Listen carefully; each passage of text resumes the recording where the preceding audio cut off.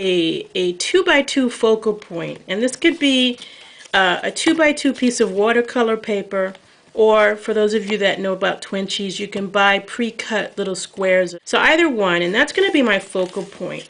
And it's going to be mounted on a 6x3 piece of black cardstock. And what I did is I actually ran this to the Big Shop with a dots folder. And this is going to be a 3x3 card. So what we're going to do in celebration of the convention today is we're going to make a sunset. Why? Because they're in Utah, and Utah has spectacular sunset. So we're going to make a sunset as a focal point. So the inks we're going to use are going to come from the Stampin' Spots collection. So I don't know if you noticed in the new catalog we have this really great thing called starter kits. And the starter kits, what they do is they provide a little bit of color choice from each collection. And I love this idea of buying it in the small spots format. So we're going to use classic ink today, but those of you that do stamping on plastic or glass or fabric, you might want to go for the craft inks because they heat set well and on any material. And the classic ink is best for paper crafts. So we're going to use those today because they provide so many colors, and that's all I'll need. We're also going to use the Pocket Silhouette stamp, and this happens to be one of my favorite sets. In order to apply the ink today, we're going to use a variety of mediums, and this is something that's up to you. There's sponges, there's makeup sponges, there's foam things, there's applicators. So there's quite a few things you can use to apply the ink. And I think today mostly I'm going to use the makeup sponges. I'm going to open up my spots, and I'm going to start with Marina Mist. And the reason is because I want to imagine that my sunset is happening over water. And I'm just going to load some of that up into my makeup sponge.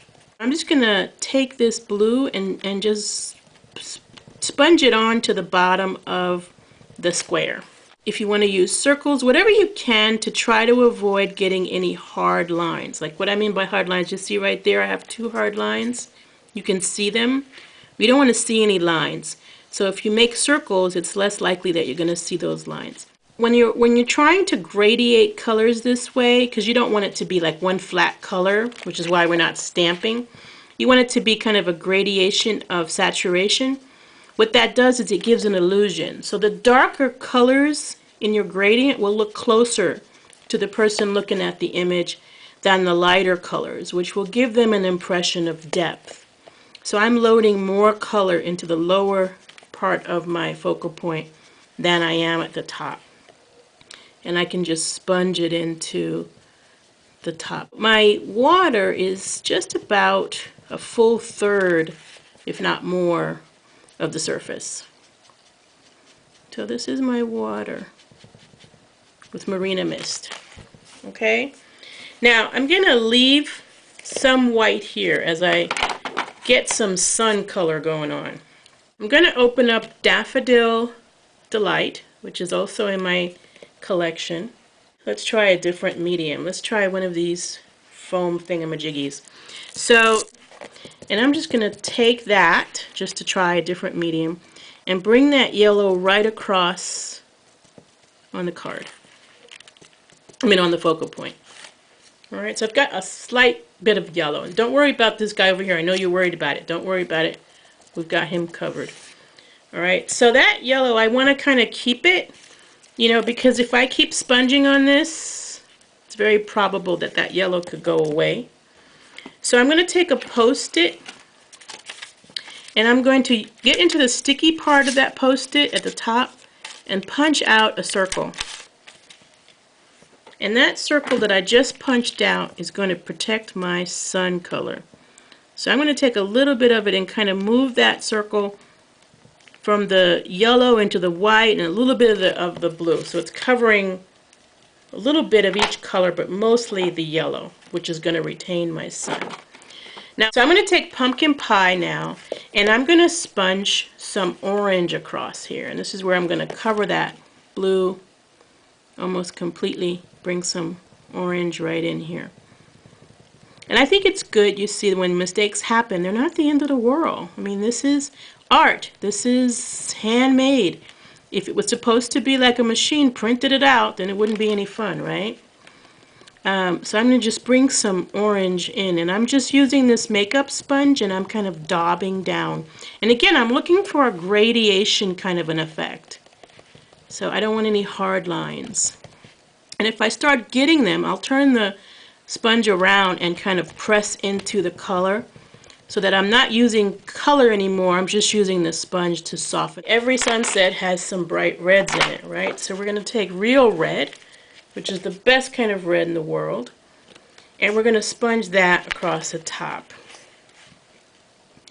And I'm starting off on my scrap paper so I can see how heavy and deep it is, because since it's a dark color, I want to be careful. And I'm just going to bring that across. Okay, and then what I will do is again flip my sponge around so there's no color, and just lay that down. Again, if I want to use my aqua painter to help me blend, and this aqua painter is in sad shape, but it helps to eliminate any hard lines. Do you see how that works?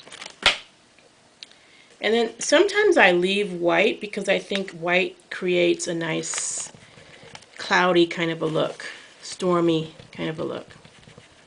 So I've turned this around so that it's more visible to you. But now we've got a nice blended sunset at the top, and we've got the water on the bottom.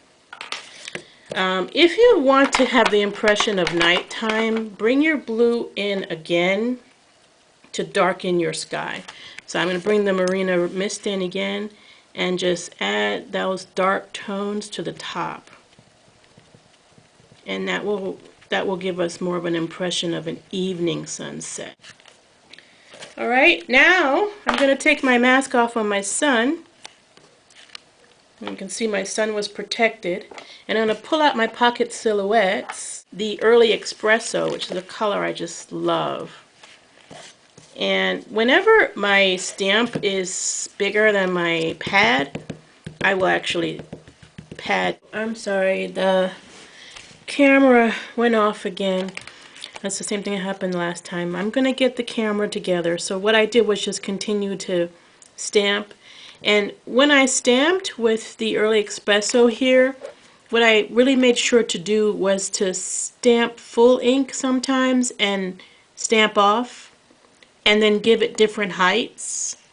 And then last but not least, I like to add a little bit of glimmer pin or dazzling diamonds. So if you look at that focal point finished, see what I mean? And what I'm going to do is I'm going to fold the cardstock in half now. And normally I score this first, but I'm running out of time. So I'm just going to use my bone folder to lay that down. And then I'm going to put 4 Stampin' Up! Dimensionals on the back of the focal point that we just made. If you pinch in the middle of it, it'll come off easily. So just push your fingernail down to the middle of the dimensional. It'll come up and come off really easily. And then I'm going to use my grid paper to help me. And actually, when you use the dots folder helps you to center as well, because you can see how straight you are because of the line of dots. So I'm just going to lay this down as close as I can get it to the center, not stressing about it. On the inside of the card, since this is a black piece of cardstock, it's a good idea to layer a piece of watercolor paper on the inside. So I just kind of cut it to like a 1/2 inch less than the cardstock, and then paste it down on the inside so that you have a place for your message. And that's what the card looks like. I really enjoy doing things like this. So thanks for coming to the Day 4 celebration of the Stampin' Up! Convention in Utah. And they're experiencing some real amazing sunsets there. But you can come back tomorrow and celebrate Day 5 with me again. Thank you, and enjoy Stampin' Up!